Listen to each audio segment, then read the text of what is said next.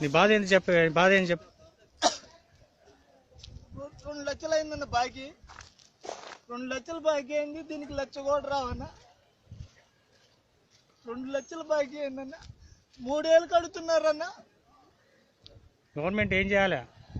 నాకు మద్దతు ధర ప్రకటించాలా దాన్ని. అసలు నాకు కాయదింత కూడా ఎంత ఎంత ఎంత కష్టపడ్డా నేను రైతు అన్న. ఇది చూడు, నాకు కాయను ఎంత ఆరుదాలం పండించుకొని నేను చేసిన పంట ఇంత దారుణం అయితే నేనేం కావాలన్న. అసలు మందు తాగాల ఏంది చెప్పండి. నేను మందు తాగుంటే తాగుతా. నాకు 2 ఆడపిల్లగాళ్ళు. అసలు కూలోళ్ళ కూడా నేను కూలోళ్ళ మంది అన్న రావట్లేదన్న.